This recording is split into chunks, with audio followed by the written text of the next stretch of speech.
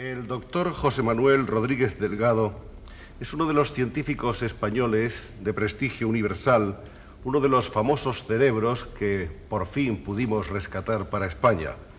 El doctor Delgado, que está con nosotros hoy, es el pionero de algo tan inquietante como es el estudio del control físico de la mente.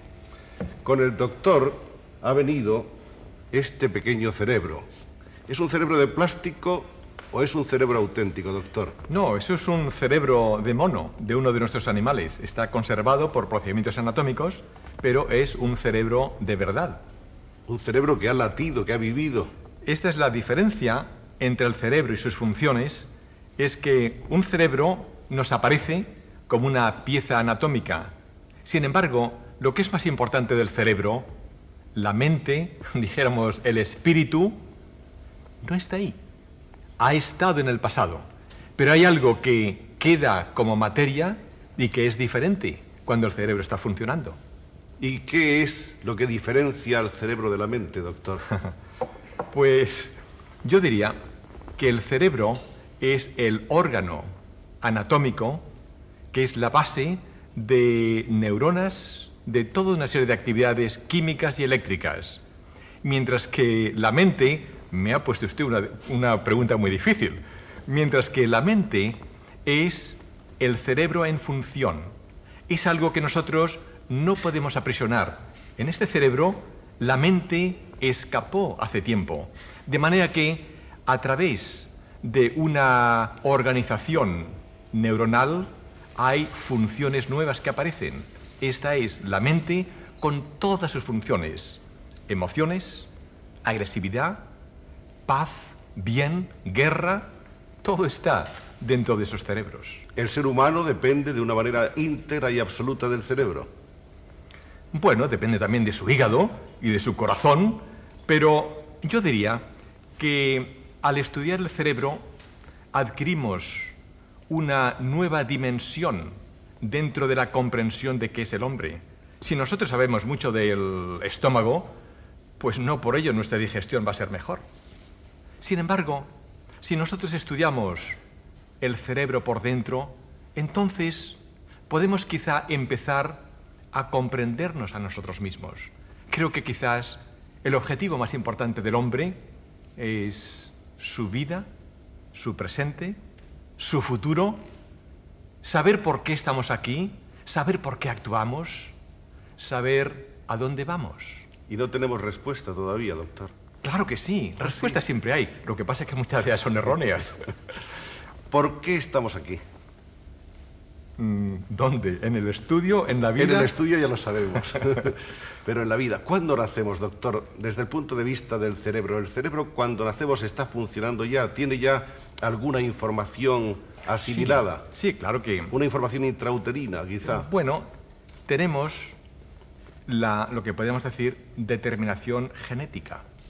Al nacer tenemos esta complejidad maravillosa de células, de neuronas, de procesos químicos, de posibilidades determinadas genéticamente. Pero yo diría que el hombre nace lentamente. Hay un momento dramático. El niño nace, hay un ser nuevo, se le puede registrar legalmente, pero ¿es esto realmente un ser humano o es una promesa de ser humano? Si nosotros definimos la mente, la pregunta que me ha hecho usted antes, como algo que nos permite hablar, pensar, sentir, yo diría, ¿el niño recién nacido habla? Evidentemente no. ¿Piensa? Es muy dudoso. Claro que siente, pero lo que la madre ve en el niño recién nacido es algo que va a existir en el futuro, pero que no existe en el momento de nacer. Por eso yo he lanzado esta hipótesis, quizá un poco atrevida, de que nacemos muy lentamente, en el sentido de que ¿qué soy yo? ¿Quién es usted? Usted es una colección de pensamientos, de experiencias, de pasado. Si de repente se le quitasen a usted todo su pasado, ni siquiera podíamos hablar el uno con el otro. Usted no sabría hablar español, ni ningún otro idioma, ni sabría nada de nada, ni sabría venir al estudio. De manera que el pasado es decisivo para el presente de nuestra personalidad. Pero ese pasado se va formando muy poco a poco, muy lentamente. ¿Cuándo podemos decir que el cerebro está ya abierto, maduro? Bueno, hay gente a la que nunca se le madura el cerebro en toda su vida. No, este es un proceso lento. La personalidad se estructura decisivamente en los primeros meses de vida. Hay algo que pasa durante esos primeros meses, 1, 2, 3, 4 años, que serán decisivos para lo que cada uno de nosotros vamos a ser. Por ejemplo, el idioma, la cultura, esa la aprendemos cuando somos muy pequeñitos. Y esto es el sistema referencial que determinará de una manera total, efectiva, quiénes vamos a ser en el futuro. Esto es lo que a mi juicio es la... Incluso sexualmente. Bueno, esta es una pregunta del sexy, muy de moda hoy día, creo. Sí, yo diría también sexualmente. Hay unos estudios de un profesor americano, amigo mío, de Harlow, el que ha demostrado que si a los monos recién nacidos se les priva del cariño materno, estos seres, cuando son adultos, no saben comportarse ni socialmente ni sexualmente. De manera que hay algo en la base de nuestra personalidad que no nos viene dado por generación espontánea. Tenemos que aprenderlo. Hay algo que en España es muy de moda, el hablar de libertad y de democracia. Y quizá lo que la gente no se da cuenta es que para ser libres hay que aprender a ser libres. Un ministro decía hace unos días, leía en el periódico, la democracia hay que aprenderla. Esto es cierto.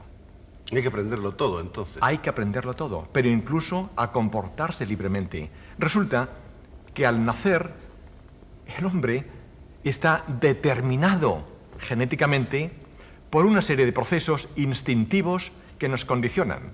Nos condicionan a tener tendencias sexuales, a buscar el alimento, nos condicionan de una manera tremendamente fuerte.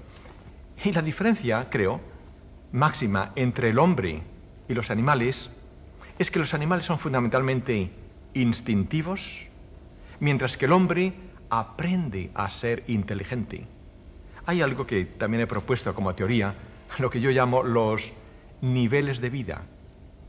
Hay gentes que viven a un nivel instintivo y entonces su máximo deseo es vegetar. Los placeres. Bueno, incluso los placeres instintivos, el placer sexual, el comer, y esto es muy respetable. Pero hay un nivel un poco más superior, que es el nivel intelectual. O sea, aceptando la determinación de los instintos, modificar, educar estos instintos. ¿Qué diferencia hay? Me ha preguntado usted acerca del sexo, seamos un poquito sexy. ¿Qué diferencia tan enorme hay de este contentamiento del sexo elemental, instintivo, animal, y esta cosa maravillosa que nos hemos inventado los hombres, del amor intelectual? Qué complicado es el amor.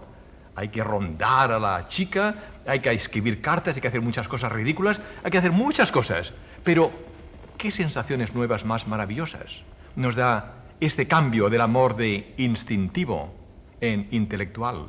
Y diría hay un nivel aún más superior, el nivel ético, en el cual el hombre ha aprendido a ser generoso.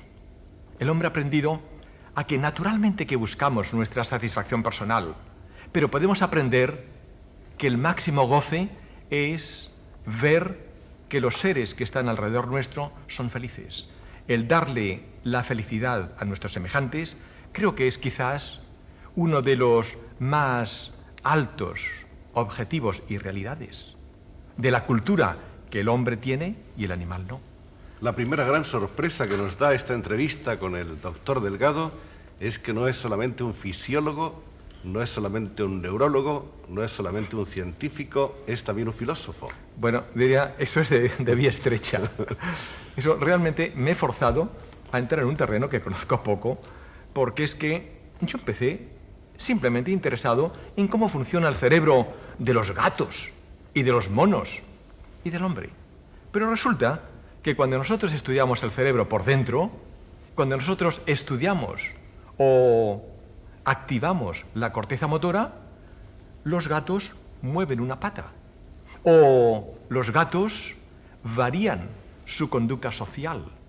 Entonces no podemos quedarnos en el terreno de la medicina y a la fuerza y sin quererlo he tenido que pensar en las implicaciones psicológicas, filosóficas, diría incluso políticas y desde luego teológicas de cómo funciona el cerebro por dentro. Es apasionante, el trabajo de usted es apasionante y por otra parte, en cierto modo también inquietante, porque está usted estudiando acaso lo más delicado, lo más profundo y lo más determinante del ser humano. Sí, pero inquietante ¿por qué? Inquietante porque todo lo que se relaciona con el cerebro a nosotros nos parece como que es muy delicado, como que es muy, sí, incluso muy peligroso. Sí, bueno, claro. Manipular cerebros, sí, tiene que ser muy peligroso. Bueno, vamos a estudiarlo. Vamos a hablar con calma de ese tema, porque claro que el cerebro es muy delicado. Pero lo que yo diría que lo terriblemente peligroso es que no nos damos cuenta de la manipulación que sufrimos actualmente, sobre todo por ustedes. Estamos por la televisión. Manipulados siempre. Sí, pero la máxima fuerza manipuladora es la cultura y los medios de difusión. Esto es algo que quizá no se den cuenta, sí se dan cuenta, claro, de la tremenda responsabilidad de los que dirigen programas de radio, de televisión, periódicos, libros, etc. Y yo diría que el público debía tener también otra clase de educación para protegerse de este excesivo asalto del bombardeo de información, una vez buena sí, y otra sí. vez mala. O sea que lo que yo quisiera hacer, al darle a mis estudiantes, a mis amigos, una concepción mejor de cómo somos por dentro, de cómo funciona nuestro cerebro por dentro, es precisamente para aumentar nuestra libertad personal, para aumentar nuestra posibilidad de elección y para no dejarnos dirigir tan tremendamente, como habitualmente ocurre, por esta masa tremenda cultural, ideológica, publicitaria. De manera que yo creo que si nosotros sabemos cuáles son los determinantes de nuestras emociones, de nuestras ideas, de nuestras actuaciones, entonces podemos pensar sobre ellas y decir, yo voy a dirigir mi vida, yo no voy a convertirme en un granito de arena más en esta masa amorfa, yo no voy a ser tragado por la gran ciudad, por la civilización, sino que utilizando esta vida civilizada que es muy agradable, yo entonces voy a pensar sobre mí mismo, voy a reflexionar y no es el conócete a ti mismo, que era la gran consejo de los filósofos griegos. Yo diría, hay algo más importante que el gnóstete ipsum, que es el constrúyete a ti mismo. Creo que quizá, si hay algo práctico en todos nuestros estudios, es que nos da esta concepción, esta idea de cómo somos por dentro y entonces poder modificar nuestra vida presente y nuestros objetivos futuros. Es el darnos cuenta de estos niveles de vida y de decir, ¿voy a vivir yo a un nivel instintivo elemental o a un nivel mucho más superior? Esto, claro que en parte es cultura, pero en gran parte debe ser la libertad personal de nuestra elección. Y claro es que todos estos hechos están obtenidos en gran parte a través de experimentos realizados en animales. Vamos a hablar de esos experimentos, si le parece, doctor, pero yo quisiera, antes de entrar en ellos, que acabara usted de completarnos un poco el panorama de las limitaciones y de las posibilidades del cerebro. Parece ser que el cerebro humano en unos determinados momentos va cerrando puertas y compuertas. Hay informaciones a las que se resiste o para las cuales ya no está propicio. Por ejemplo, para los idiomas creo que hay una edad. Exactamente. Esto, conocemos poco del tema, que creo que es muy importante, es el ver a qué edades el cerebro tiene la posibilidad de adquirir información y habilidades. Por ejemplo, es bien sabido que para tocar el piano o el violín hace falta empezar muy temprano, a edad muy temprana. Para los idiomas también hace falta empezar muy pronto. Lo terrible es que el cerebro se nos va cerrando con el tiempo. Y entonces este es el gran límite de adquisición de información y de flexibilidad en comprender un mundo que nos está cambiando a una enorme rapidez.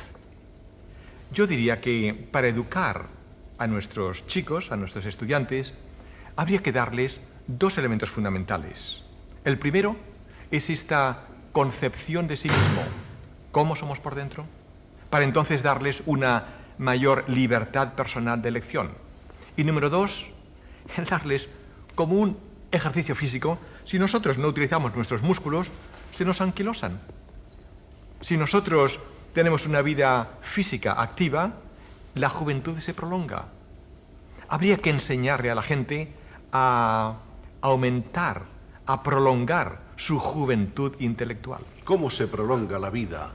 Bueno, intelectualmente, fundamentalmente con ejercicio. Con el ejercicio. O sea, ejercicio mental. Con la facultad de pensar. Exactamente. Aprendiendo a intentar comprender puntos de vista diferentes. Esto es un gran ejercicio no solamente en ciencia, sino en política y en democracia.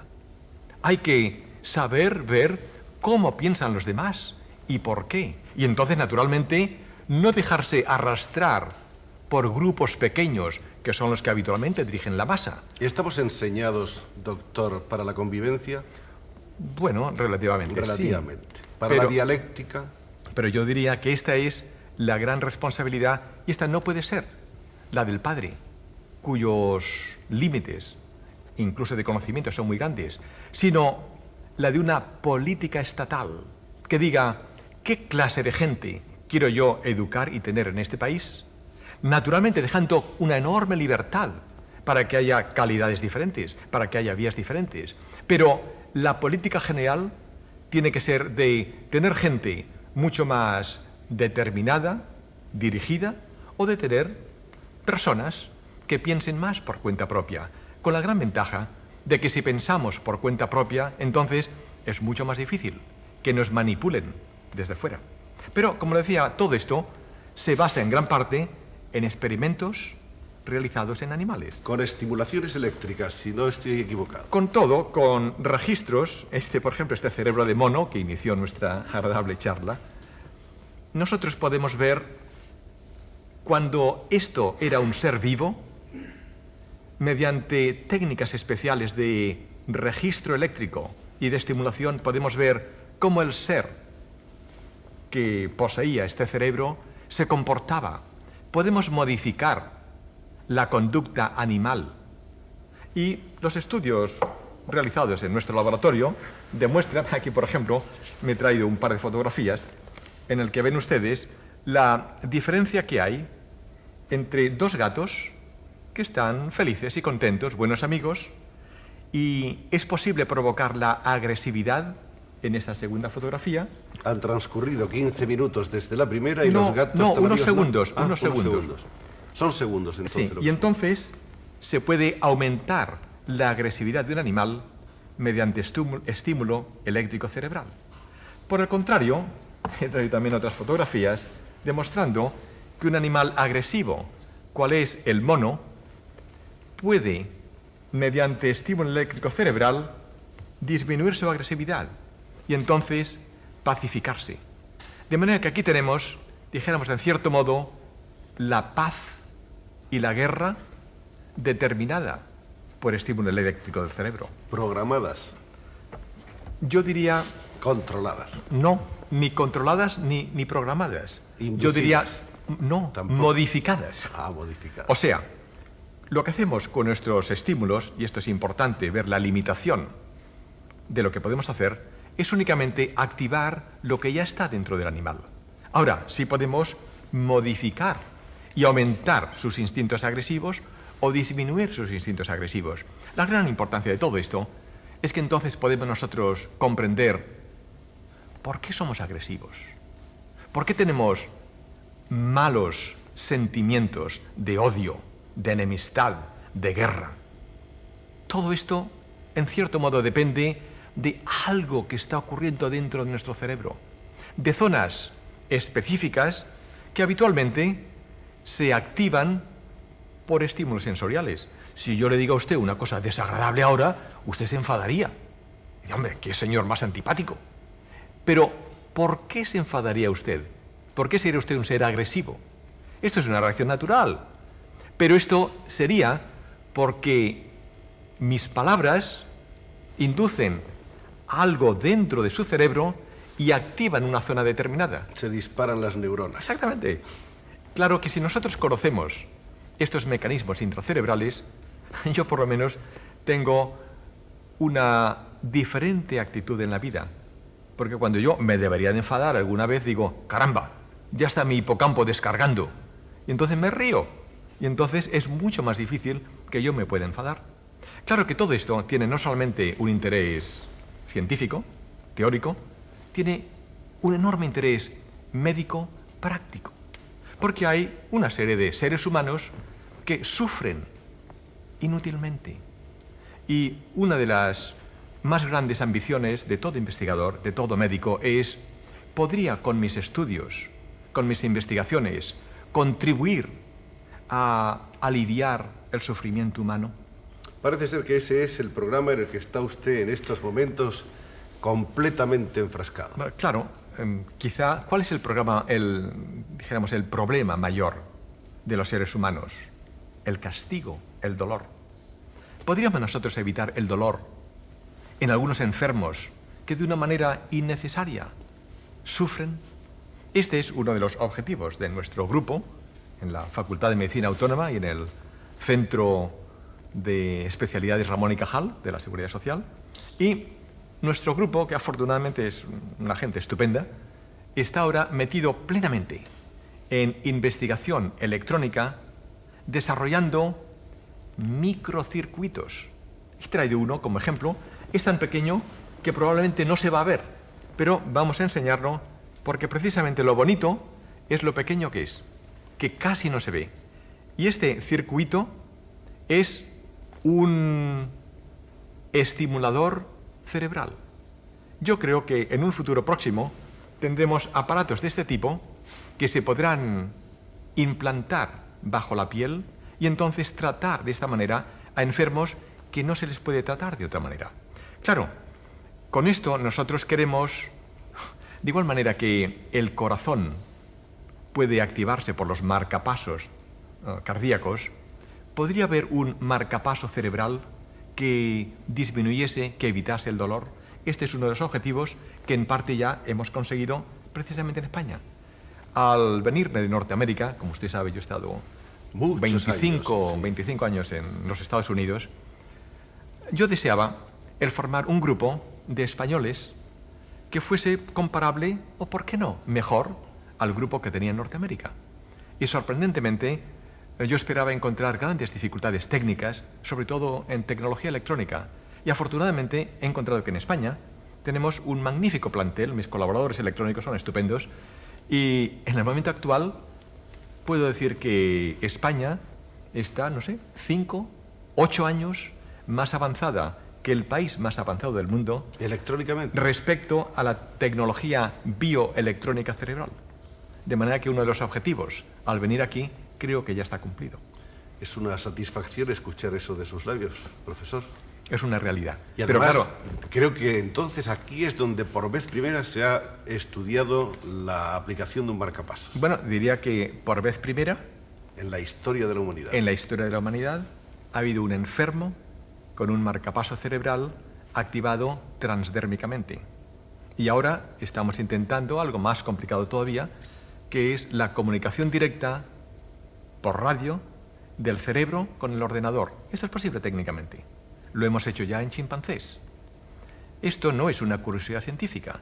Es que si nosotros pudiésemos comunicar directamente el cerebro con el ordenador y el ordenador con el cerebro, entonces tendríamos dos cerebros, el fisiológico y el mecánico, comunicándose directamente por ondas de radio. Esto podría tener una gran importancia diagnóstica y terapéutica en seres humanos. Además, nos da, esta tecnología que estamos viendo ahora, nos da una enorme posibilidad. Y es, en fin, no sé si ni siquiera así decirlo, porque esto, en fin, en la televisión es un poco peligrosa y no quiero dar esperanzas infundadas a los oyentes. Pero es cierto que hoy día existe la posibilidad técnica de dar luz a los ciegos y sonido a los sordos. Esto parece una cosa tremenda. Asombroso. Pero diría, no se impresione usted demasiado, porque fíjense que he calificado mis palabras, soy cauto, y no he dicho información. Digo únicamente luz. Y digo únicamente sonido. De manera que esta es la limitación actual de nuestros procedimientos. Pero esto es cierto. Ya empezamos a tener la posibilidad técnica de, a través de la piel intacta, enviar al fondo, a la profundidad del cerebro, a las zonas receptoras adecuadas, informes, sensaciones que en un futuro lejano todavía, de manera que nadie se haga ilusiones, no vamos a hacer que los ciegos vean y que los sordos oigan, sino simplemente estamos muy al principio. Pero incluso con esas técnicas elementales, las posibilidades son gigantescas. Y esto es lo que nos da una enorme ilusión de que nuestro trabajo llegue a puertos eficaces y buenos para la humanidad en general. Pensaba yo, doctor, oyéndole, que usted dice que estamos en los comienzos todavía, pero en unos comienzos muy adelantados, porque a lo largo de toda la historia del hombre el cerebro ha sido quizá una de las partes de nuestra anatomía más desconocidas para él. En efecto, ¿cuándo ha empezado el estudio del cerebro? Bueno, en el siglo XIX se creía que lo más importante, mucha gente todavía hoy día, dicen, te quiero con todo mi corazón. Y creemos que el corazón es lo más importante. En realidad, el corazón es una bomba que carece de sensibilidad. Y fue quizás hace unos 40 o 50 años cuando se empezó realmente a estudiar el cerebro por dentro. Y entonces a darnos cuenta que las funciones mentales, psicológicas, las más importantes de nuestra personalidad, están realmente dentro de nuestro propio cerebro y que entonces podemos empezar a comprender qué es el hombre por dentro. Creo que dentro de estas revoluciones en las que nos encontramos hoy día, la revolución atómica, la revolución sexual, todas las revoluciones que usted quiera, quizá la más importante es la que estamos empezando ahora, la revolución cerebral. Fíjese usted que hasta hace poco, hasta ahora, el hombre estaba dirigido por un destino natural que no conocía y que no podía manejar y que no podía modificar. Entonces ahora, de repente, empezamos a darnos cuenta que nosotros, el hombre, puede dirigir su propio destino. Edificamos ciudades y ahora empezamos a conocer al hombre por dentro. No nos hagamos muchas ilusiones de que esto es algo fantástico o diabólico. No, esto es simplemente la utilización de algo que el destino natural nos ha dado, el cerebro. Nosotros no hemos inventado el cerebro, lo tenemos. Y de igual manera que las aves vuelan, el hombre piensa. Y al pensar, nosotros es la naturaleza entera que se está empezando a dar conciencia, a dar cuenta de sí misma. Y entonces que tiene estos medios técnicos e intelectuales para dirigir su propio destino. ¿A dónde vamos? ¿Cuáles son los objetivos de vida? ¿Quién soy yo? ¿Cómo puedo modificarme a mí mismo? Y entonces nos da una realidad a veces maravillosa y a veces un poco triste. De igual manera que decíamos antes que el hombre nace lentamente, podemos decir que el hombre se muere lentamente. ¿Creemos que nos morimos de repente? No. La muerte es un proceso muy lento. Nos morimos cuando se nos mueren los amigos, cuando se nos mueren los hijos. Cuando cambian las ciudades en que vivimos. Cuando cambian las ciudades en que vivimos, ya nos roban los recuerdos del pasado. Y entonces, en este devenir del tiempo, poco a poco, esta experiencia acumulada del pasado se va haciendo más pequeñita. Y el cerebro no se va haciendo más pequeñito, pero sus funciones van disminuyendo. Pero esto no es malo. Esto es así. La biología no es ni mala ni buena. Nacemos lentamente, llegamos a una plenitud de acción y luego vamos desapareciendo lentamente. Por eso hay que tener lo que yo tengo, esta concepción del hombre que no es, no sé si hablar ahora de nuevamente filosofía o teología, pero el hombre no es simplemente este cerebro que tenemos de este mono, de esta pieza anatómica. Es algo como la antorcha de la vida, como la antorcha del conocimiento, si usted quiere, como la antorcha del espíritu, algo que nos viene de atrás y que va hacia adelante. Quizá una de las cosas más bonitas y que a mí más me ha sorprendido a mí mismo es el darnos cuenta de que las ideas, la información, se materializa. Esta gran dualidad de espíritu-materia, bien, en parte quizá se está resolviendo por la propia ciencia. ¿Usted cree que ahora cuando estoy yo hablando, que estoy yo cambiando el cerebro de todos los oyentes? Mis palabras, a través del televisor, penetran por los oídos del oyente y entonces algo está cambiando en sus cerebros. Este algo que es neuroquímico y neuroanatómico. Pero esto es como si dijera, ¡qué gran descubrimiento! Estoy hablando en prosa. Pues bueno, vaya descubrimiento. Esto es natural, es así como funciona el cerebro.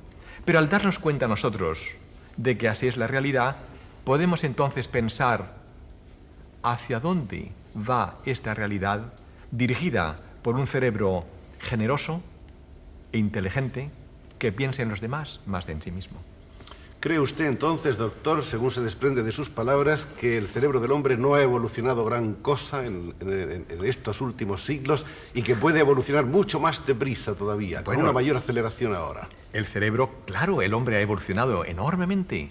Desde el hombre de Neandertal hace pocos miles de años al hombre de hoy, claro que hemos evolucionado mucho.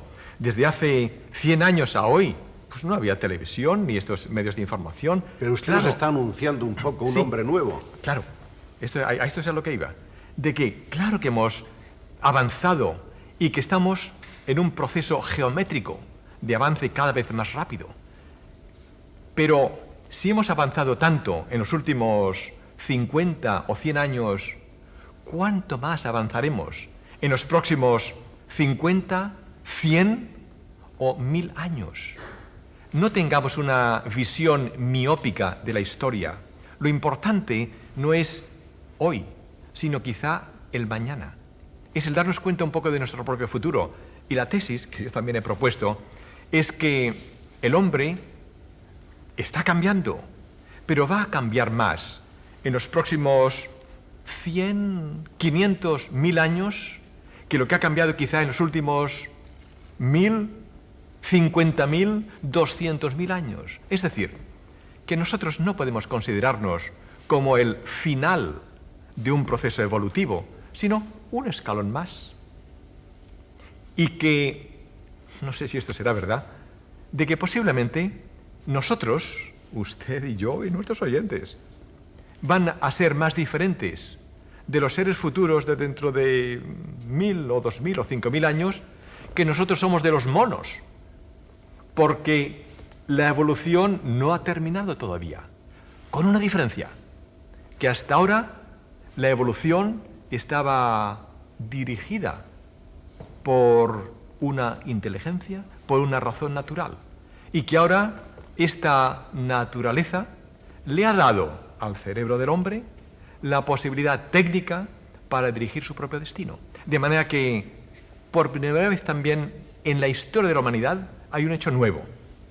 El hombre tiene la responsabilidad de dirigir el destino de toda la humanidad. Pero como el hombre es también el lobo del hombre, existe la posibilidad de que en el mañana, en ese mañana maravilloso, el hombre pueda manipular a sus semejantes y dirigirlos y controlarles cerebralmente. La historia muestra, como decía la poesía de San Francisco de Asís, la levadura del hombre es mala. Pero incluso esta levadura puede también mejorarse. Yo soy optimista. Yo creo que cuando nos demos cuenta de las calidades buenas y malas del hombre mismo, que nosotros podremos reeducarnos, que nosotros podremos educar a estas generaciones futuras y de igual manera que ahora nos hemos dado cuenta de la contaminación del ambiente o de los peligros de la guerra atómica. Claro que sigue este peligro, claro que el ambiente sigue contaminado, pero hemos tomado conciencia del problema y por lo tanto estamos aplicando medidas para evitar una catástrofe humana. Me han contado experiencias de usted, doctor, que son escalofriantes. Por ejemplo, me cuentan que usted ha conseguido que un toro en plena carrera se detenga en un instante preciso que usted ha ordenado. Bueno, esto ha sido sobrevalorado por la prensa. Es espectacular. No, yo creo que es mucho más espectacular lo que hemos hecho en enfermos, que es el modificar los sentimientos amistosos de un paciente por estímulo eléctrico cerebral. Yo creo que esto es mucho más importante. O los experimentos que mostraba hace un momento de los monos y de los gatos. Esto fue simplemente un experimento más dentro de una cadena de experimentación científica. ¿De un ser agresivo se puede hacer un ser amistoso? No. Lo que podemos hacer es modificar nuestras manifestaciones amistosas o agresivas. Esto podemos hacerlo por la conversación, ¿no? Ahora tenemos una conversación muy amistosa, pero esta conversación podría cambiar de tono fácilmente. No pretendo que cambie de tono de usted tampoco. Si nosotros utilizásemos otra manera, otra conducta. De manera que no, aquí estamos, en este momento estamos condicionados el uno al otro. Si yo digo cosas agradables, usted probablemente va a responder de manera agradable. Si yo empezase a decir barbaridades, diría, este hombre me está haciendo polvo el programa. Pues, ¿qué barbaridad? Doctor, de todos los animales que usted ha estudiado, ¿cuál es el cerebro más perfecto que conoce? Bueno, el animal más perfecto es el hombre. Aparte. Y dentro de los animales, yo diría el chimpancé.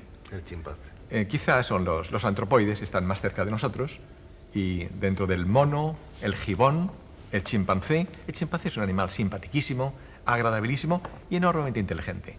De manera que, claro, cuando los estudios quieren aplicarse al hombre, hay que irse a los animales más vecinos a nosotros para ver cómo funcionan sus neuronas y luego entonces aplicar esta información al hombre. ¿Y si nos vamos a animales todavía más inferiores? Podemos irnos, ¿qué diría yo?, a los insectos. La abeja tiene un cerebro simple, pero al mismo tiempo de complejidad maravillosa. Y a veces, para investigar los cerebros superiores, nosotros necesitamos ver cómo funcionan estos cerebros pequeñitos que a pesar de su pequeño tamaño son verdaderas maravillas de la naturaleza. Yo quisiera interrumpir aquí el diálogo que puede ser eterno porque lleva ¿cuántos años de su vida investigando el cerebro y la conducta, doctor? Bueno, diría casi toda mi vida. Casi toda su vida, para hablar un poco de usted y completar un poco la idea, la imagen que de usted tenemos los españoles que hemos seguido su obra en el extranjero y que ahora la seguimos más de cerca. Usted nació en Ronda, es rondeño, como el niño Yo de La creo que Palma. mis monos son más importantes que yo, pero en fin, vamos a hablar de este otro primate que soy yo. Sí, en efecto. Hijo de médico, según creo. Nací en Ronda, mi padre era médico, era un hombre magnífico y maravilloso, era médico militar, y nos dio en parte esta educación que creo que nosotros debemos, que yo estoy intentando ahora darle a mis propios hijos. ¿Qué fue lo mejor que le dio a usted su padre? Bueno, me dio muchas cosas, naturalmente, su cultura, su sensibilidad, su manera de ser, pero si quiere usted le contaré una pequeña anécdota de algo que me impresionó mucho, y tenía yo entonces unos 6 u 8 años, estábamos en Vitoria, íbamos andando por un camino, el Mineral, me acuerdo que se llamaba, y me dijo, mira hijo, hoy te voy a dar algo, te voy a hacer un regalo tremendamente importante. Hoy te voy a regalar el cielo. Dijo, ¿cómo? Papá, ¿qué cosas dices? Me dice, sí, mira, ¿ves esas estrellas, esas constelaciones tan maravillosas? Me empezó a enseñar, esta es Libra, esta es Escorpio, estas son las Pléyades, hablarme de todo ese mundo desconocido, lleno, poblado de fantasía y de realidad. Y me dice, mira, al hablarte de esto, quiero darte hoy este recuerdo que puede ser muy importante para ti. Hoy te he regalado el cielo y las estrellas. Y recuerdo que muchos años más tarde, cuando estaba en Norteamérica, al principio de llegar allí, todo era diferente, el ambiente, la comida, el lenguaje, falta de amigos, me encontraba un poco deprimido y entonces salí a pasear. ¡Caramba!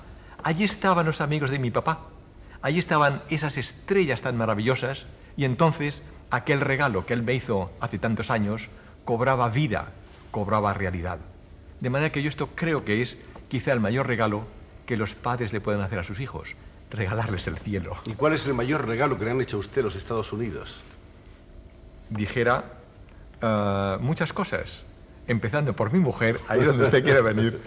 Creo que, naturalmente, no hay vidas completas, las vidas siempre están entrelazadas, y en gran parte la vida de un hombre es la ayuda, la ilusión, el cariño que haya sido encontrar en una mujer, en una compañera, en un alma que haya sabido ayudarnos, inspirarnos, lanzarnos hacia adelante.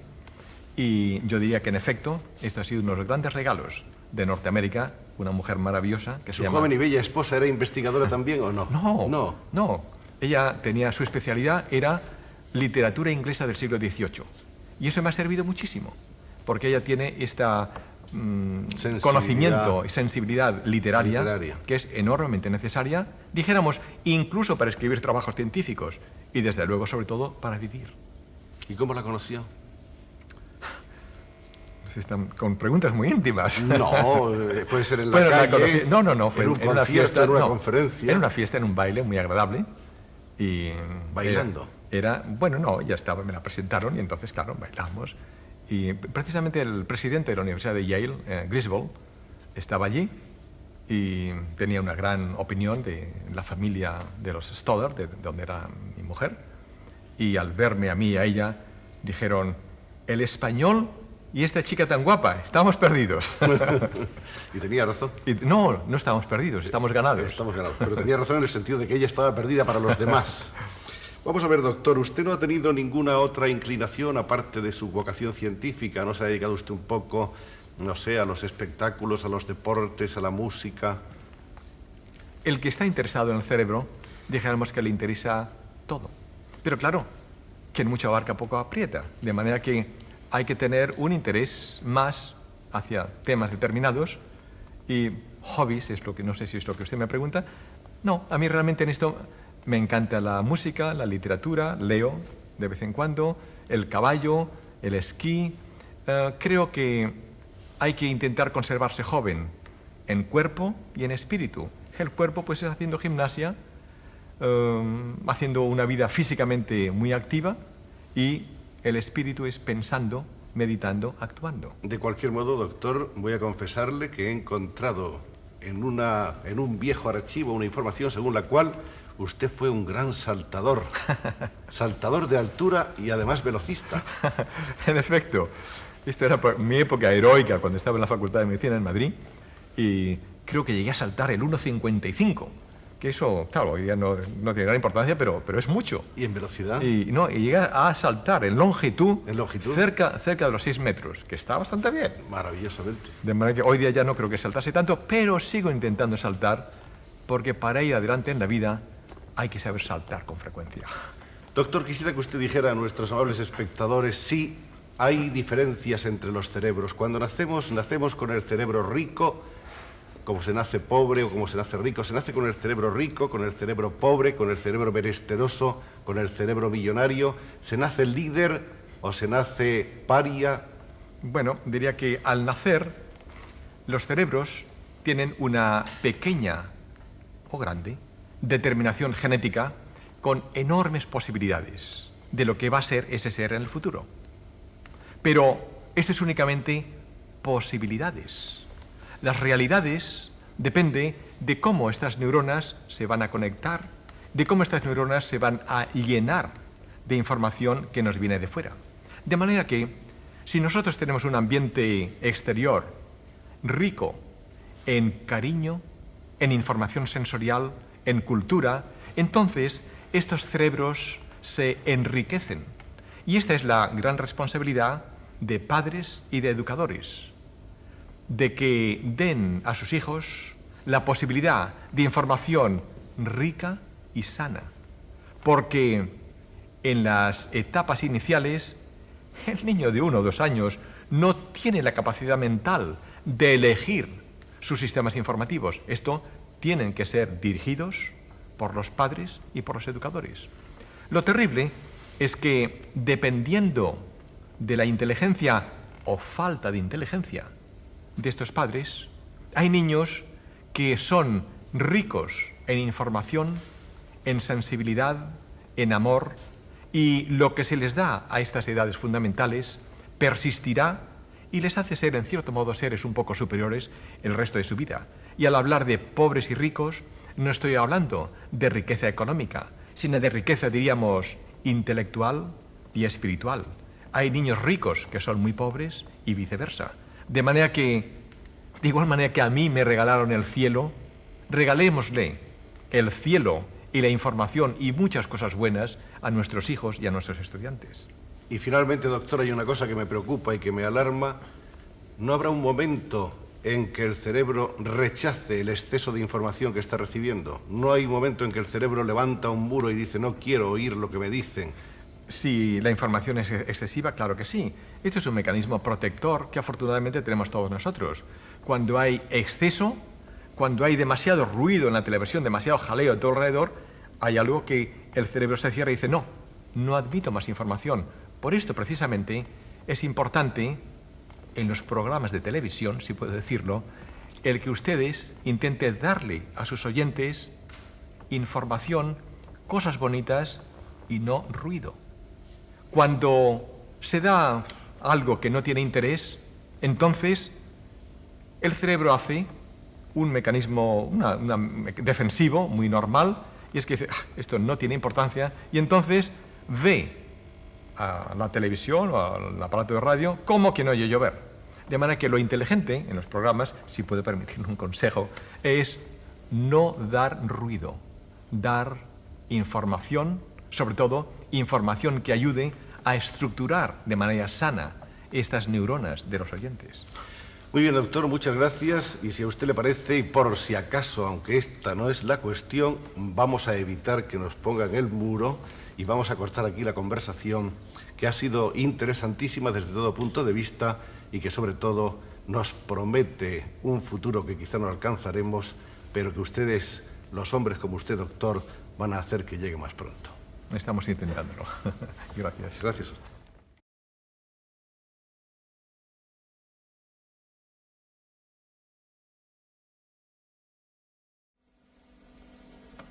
Este libro fue el libro que nos hizo familiar el nombre de un joven profesor de historia británico, de Hugh Thomas, profesor de la Universidad de Reading, que hoy es nuestro invitado, y nos causa una gran ilusión tener aquí al autor de una de las historias más interesantes acerca de la Guerra Civil Española.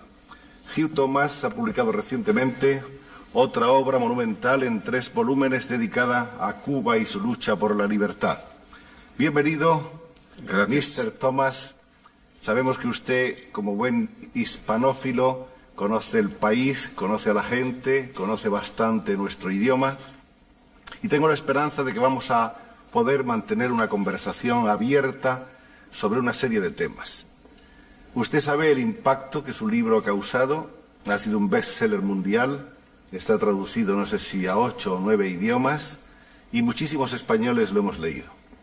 Naturalmente que hay muchas gentes que no están de acuerdo con las teorías contenidas en su historia de la Guerra Civil Española, pero hay otras muchas gentes que estiman que usted ha hecho una labor de una gran imparcialidad y de una gran honestidad. Pero quisiéramos sobre todo saber por qué este muchacho británico, usted nació el año 1931 y cuando estalla la Guerra Civil Española estaba usted, por lo tanto, entre los 4 y los 5, ¿por qué un joven británico se interesa por el problema de la contienda civil española? Bueno, señor Soler, es un placer estar aquí con ustedes. Es difícil dar la respuesta, pero creo que quizá la cosa importante es que he visitado España en el año 1955 y he comenzado a pensar cómo es posible una guerra civil aquí en un país como este. Y por eso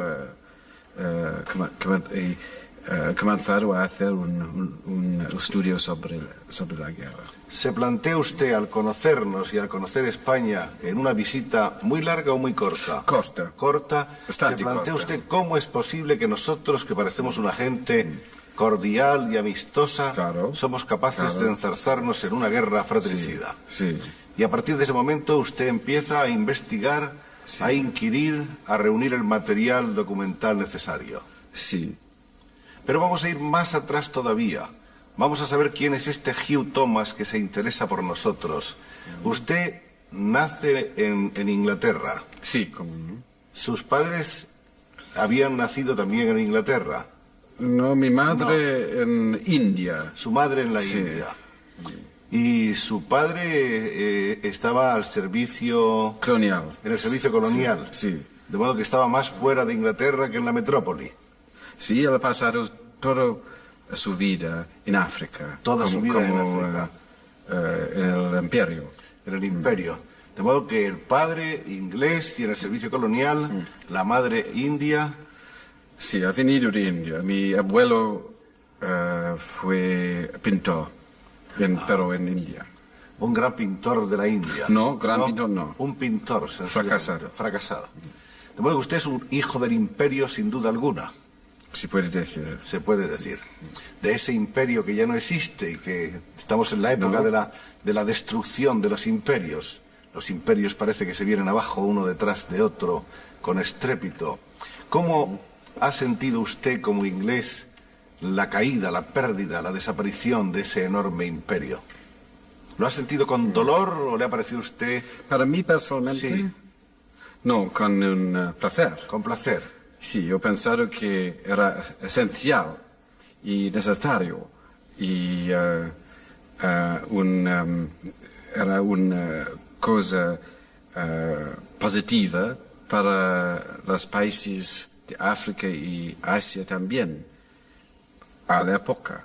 Pero ahora no soy exactamente de acuerdo, porque los países nuevos Sí. han fracasado también. De modo que usted pensó en aquel momento A aquel momento sí. que era pasado. la hora de que los Sí, nuevos países seguramente. vivieran en libertad. Sí, sí. Pero ahora, después de los primeros años de tanteos en busca de la propia identidad de cada uno de esos países, usted tiene sus dudas. Ahora sí, pero no creo que era posible continuar el imperio británico, ni el imperio francés, no, ni el imperio español, no.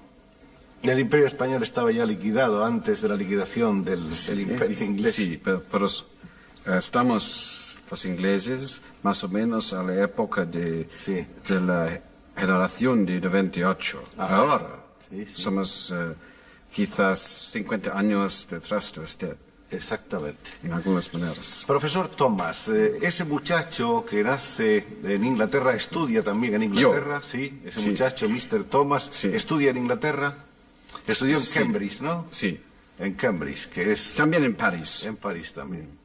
¿Y tuvo usted desde siempre una vocación, digamos, europeísta o se sintió de los ingleses aislados, de los que buscan Siempre no, pero después, el año, más o menos el año 60, sí. 61, 62. Ajá. En esos años usted creyó que Inglaterra tenía que integrarse positivamente en Europa. Sí, absolutamente. ¿Y sigue usted pensando que lo que mejor que puede suceder es una federación de los países europeos? Sí, pero a este momento era muy difícil entrar en el mercado común, como usted sabe. Sí. Pero ahora sí, soy federalista. Ahora es usted federalista. Hubo una época en que a Inglaterra le costó muchísimo, ciertamente, romper esas barreras del grupo de los 6, que más tarde fue el grupo de los 9. Sí, pero el grupo de los 6 fue el grupo francés. El grupo francés. Bien, ¿usted estudió ya desde niño, sintió ya vocación por la historia? Sí. Siempre. Pero el luengo no, pero historia sí. ¿Qué sabía usted antes de venir a España, su primer viaje? ¿Qué sabía usted de nosotros? ¿Qué le parecíamos? ¿Qué idea, qué imagen, qué cliché mental tenía usted de España? Antes mi primera visita. Antes, sí, por favor. El enemigo del siglo pasado, de los siglos pasados. El enemigo de la Armada Invencible. Sí, sí, seguramente. Está muy vivo ese recuerdo en Inglaterra. Sí, todavía. existe siempre. Siempre. Como aquí la memoria de Inglaterra de esos siglos existe. Pero al menos aquí Menos. somos un país con muy poca memoria histórica. No, creo que no. No, los españoles olvidamos muy deprisa. Yo no creo. No. Bueno, entonces viene usted en un viaje a España, la conoce, ve usted cómo somos nosotros, piensa usted que el carácter, que la manera de ser del español fue una de las causas determinantes de nuestra tragedia, de nuestra contienda civil. Es siempre muy difícil hacer un juicio Un diagnóstico sobre rápido, sí. una nación de tipo características nacionales. No creo que se puede explicar todo, seguramente. Evidentemente. Pero hay algunos historiadores y algunos críticos y algunos estudiosos del país que lo atribuyen todo a la peculiar idiosincrasia de nuestra raza. Usted veo que no está en esa línea. No creo en la palabra raza. Ajá. En ¿Y cuál ninguna es? manera. En ninguna manera. No. No hay, pero hay unas peculiaridades típicas de cada Pero comunidad país. étnica de cada País, país. sí, pero- País, bien. Pero Cataluña es, por ejemplo, un país muy europeo, de todas maneras. Castilla también tiene algunas relaciones con el sistema feudal de la Europa en general. No, yo creo que no se puede explicar. Por ejemplo, ustedes han comenzado a hacer en las épocas pasadas una idea de democracia, por ejemplo, en los siglos de XIV, XV, mucho antes, por ejemplo, que Francia o Alemania. De manera que usted cree que las primeras semillas de la democracia son españolas. Hay historiadores que piensan que sí. Y seguramente la idea de elegir un consejo Sí. comunal, sí, en los siglos XIV, XIII, comenzaron aquí, seguramente. Vamos a ver, señor Thomas. Entonces, si no ha sido un problema de carácter, un problema de nuestra idiosincrasia, ¿cuál cree usted que es la causa históricamente contemplada, con perspectiva, con distancia, con lejanía? ¿Cuál es la causa determinante de la guerra española, desde su punto de vista de historiador?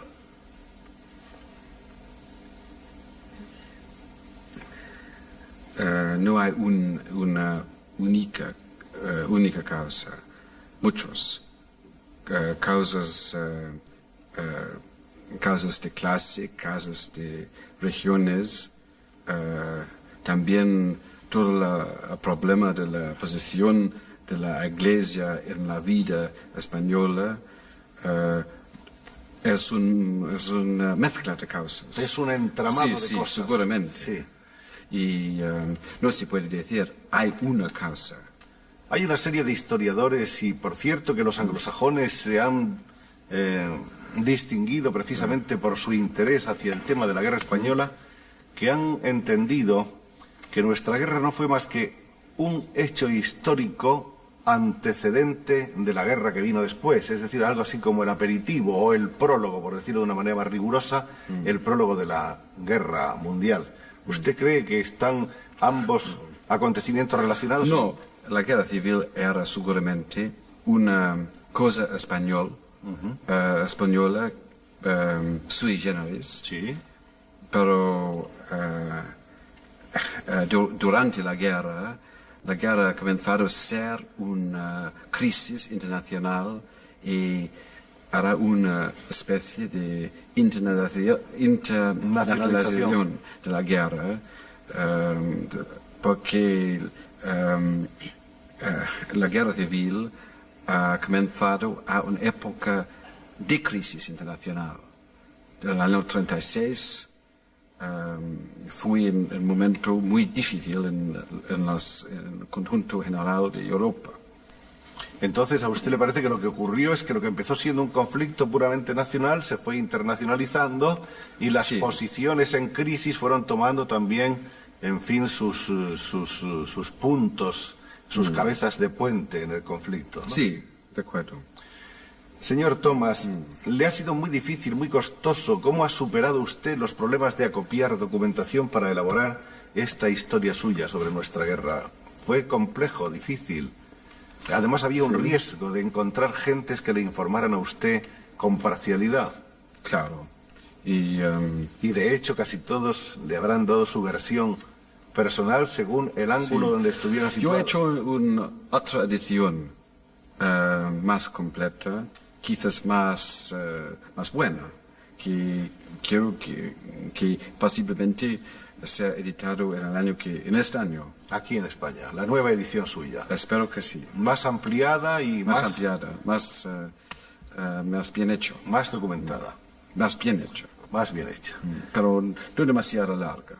De cualquier manera, hay algún historiador español, me parece que Tuñón de Lara, que dice que acaso lo más frágil que tiene su obra es una cierta debilidad de información en la España anterior al año 31. ¿Cree usted que puede ser cierto eso? Posiblemente, pero que es un libro sobre la guerra civil, que ha comenzado en el año 36. Por eso, lo que ha pasado antes del 31 es importante, pero no es el más importante. Usted ha vivido una guerra, ha vivido la guerra mundial. Usted Sí, ha vivido la pero- guerra como un inglés, es decir, soportando los golpes y siendo yunque cuando venían las oleadas de aviones de la Luftwaffe Sí. y cuando llegó el momento de ser martillo asestando golpes al adversario. Yo quisiera saber si esa experiencia suya de niño, porque era usted un muchacho todavía, dejó en usted alguna secuela, algún trauma. Esa Trauma, guerra- no. No, ninguno. No, era un momento magnífico para nosotros. Estupendo, se sentían llenos de fe, de Estupendo, fervor. de fe, sí, porque no era una guerra como la guerra mundial anterior. Era una guerra de movimiento. Nosotros, los ingleses, han sufrido mucho menos que todos los otros países de Europa, Cierto. los alemanes incluidos. Y también la figura de Churchill ha jugado un papel muy preponderante, importante sí, en nuestra psicología. Churchill logró con sus discursos inflamarles a ustedes Sí, y los seguramente. ingleses formaron una piedra, era un bloque monolítico, dispuestos a resistir lo que fuera, con una fe increíble, asombrosa. Desde el punto de vista de un alumno de escuela, Sí. Churchill estuvo un hombre sin ejemplar. Ejemplar. Sí, ahora se puede hablar un poco más críticamente sobre Churchill. En muchas maneras, pero ahora, pero a este momento no. En ese momento fue un líder sobre el que todo el país estuvo tras él, No, ¿no? todo el país no, pero todos los alumnos de escuelas, Sí. seguramente. Hoy ya no. Hoy. No, porque hay una escuela de historiadores Sí. que piensa que Churchill era demasiado favorable a Stalin, demasiado ha hecho algunos errores de estrategia, que ha hecho discursos demagógicos sin importancia y sin comprensión de las cosas de la guerra, de todo, pero y también ha tomado algunas decisiones durante la guerra seguramente malas, pero se puede decir que era el líder de la Gran Bretaña Sin más duda importante del siglo. Y no deja de ser curioso que siendo el líder más importante del siglo en la Gran Bretaña, el héroe, el caudillo de los ingleses en esa batalla tremenda por la supervivencia, lo estén ustedes mirando ahora fríamente, haciendo la disección y estableciendo también cuáles eran sus errores. ¿Usted cree que esa es una misión del historiador? Sí. Ver lo bueno y lo Sí. malo Sí. de los grandes Churchill hombres. era un hombre muy agradable, con mucho Humor. que seguramente sus chistes pueden sobrevivir, Puede sobrevivir sus chistes a su sus- propia historia. Sí. A su propia historia. Muy bien, señor Thomas. Los años han ido pasando, usted ha venido muchas más veces por aquí, ha ido viendo cómo iban evolucionando las cosas en el país. Sabe usted que estamos viviendo una época de transición y de cambio hacia lo que se ha llamado una nueva sociedad. Yo quisiera saber cómo ve usted desde Inglaterra y desde su perspectiva de amigo y de historiador de España, cómo ve usted el momento presente, si cree que están las cosas más o menos tomando un sesgo favorable y positivo, si cree usted que la evolución, la reforma dentro de la continuidad es válida y positiva y posible. ¿Cuál es su opinión? Espero que es posible que España puede entrar en el mercado común en los años que vienen. Y por eso seguramente será necesario que España puede ser un país democrático, seguramente con todo Con todo lo que eso sí, significa sí, y con comporta. eso significa, sí. ¿Y usted cree que todos los ingleses piensan como usted y desean lo mismo? No, seguramente no. En general, los ingleses son dudosos Sí. sobre... Son muy escépticos con sobre, respecto... No, porque los anglosajones quizás son siempre un poco dudosos sobre la experiencia latina y sobre la idea de una entrada nueva de otro país latina en el mercado común. Posiblemente. En Inglaterra han tenido ustedes hombres muy importantes, por supuesto los siguen teniendo. Ha habido ejemplares extraordinarios de líderes y de políticos. Yo me voy a permitir ahora hacer algo que a lo mejor a usted le parece indiscreto, pero yo pienso que a nuestros amables espectadores les gustaría situarle a usted un poco en el tablero de la situación política. Usted, si no es indiscreto, ¿está más cerca de los conservadores o de los laboristas en su país? Yo personalmente. Sí. ¿Los liberales? Sí. ¿O los conservadores? Eso es, liberales. No, o conservadores. en general he votado siempre por las laboristas. Ajá. Pero salvo las elecciones últimas, cuando yo he votado contra las laboristas porque el gobierno laborista ha parecido muy negativa desde el punto de vista europeo. De modo que usted tiene una predilección ideológica hacia los laboristas evidente, pero cuando considera que los laboristas no están en el buen camino, usted vota contra ellos porque Sí, usted cómo vota no. siempre con arreglo a su conciencia. Soy en algunas maneras independiente. Creo en la idea de planificación Sí. de la sociedad, por eso soy un poco socialista. Pero también creo en la necesidad de conservar lo que existe del pasado, y por eso soy conservador y soy muy demócrata y por eso tengo algunas gotas liberales. Y por eso soy, en general, yo puedo ver la punto de vista de todos los partidos nuestros, pero en general soy miembro de la sección derechista del Partido Laborista, en general. O sea que está usted en el laborismo, en la derecha del laborismo. Sí, Ajá. es Muchas una gracias. posición muy fácil. Sí. Thank you, Mr. Thomas. Vamos a hablar ahora de la última obra que conocemos de usted. Bueno, antes de la Guerra Civil Española usted había escrito unas novelas, me parece, más que tratados históricos. Sí. Había empezado por narración. Sí.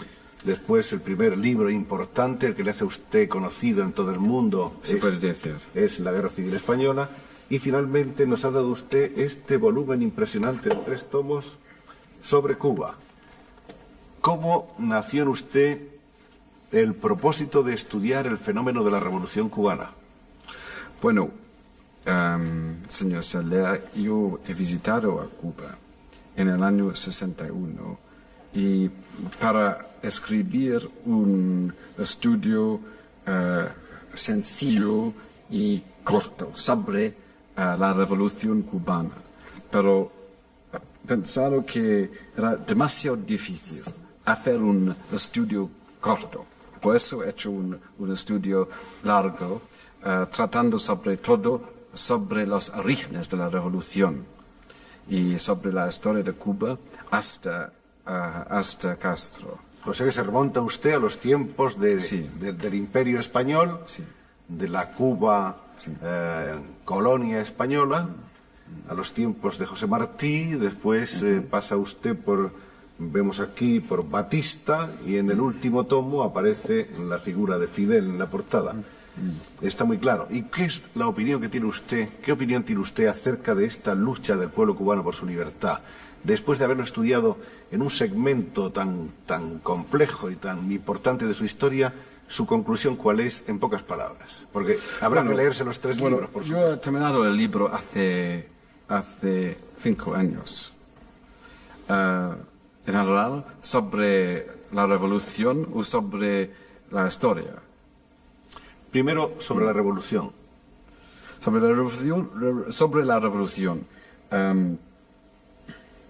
Yo puedo decir que Castro ha hecho muchas cosas impresionantes, Positivas. pero es muy difícil respirar como inglés, liberal, demócrata, en una sociedad en la que no hay libertad. De manera que usted reconoce lo que tiene de bueno y de positivo el castrismo, pero le resulta irrespirable a un liberal inglés que Sí. aterriza en La Habana, ¿no es cierto? Es muy difícil respirar en Cuba, para mí, pero hay muchas personas que no están de acuerdo conmigo. Y sobre que esto. respiran mejor. Sí, que respiren mejor. Y desde el punto de vista histórico que usted aludía hace un momento, ¿qué impresión tiene usted acerca de la suerte del pueblo cubano? Que siempre el pueblo cubano ha sufrido de ser un país pequeño, demasiado cerca a los Estados Unidos. Esa es, ¿cree usted, la resultante más importante de su investigación acerca de Cuba? Bueno, con una palabra, es una cosa más importante. En estos momentos, profesor, ¿qué es lo que está usted haciendo? ¿En qué trabaja? Preparo un libro sobre la idea de progreso, la historia de la idea de progreso. La idea del progreso, así en abstracto, suena como muy... como capaz de suscitar también varios volúmenes. No, uno solo esta vez. Y pequeño. Espero. ¿Tiene usted muchos alumnos en su Sí. universidad? Y generalmente los gustos de los jóvenes universitarios ingleses, ¿por qué se inclinan? En general hay demasiados historiadores. Muchos historiadores, Sí, demasiado. demasiados. Pero Mucho más que científicos. con un sentido riguroso y crítico, Algunos. algunos. Como en todas las cosas, hay unos mejores que otros, claro está. No, los mejores son en algunos tiempos son más apasionantes que científicos.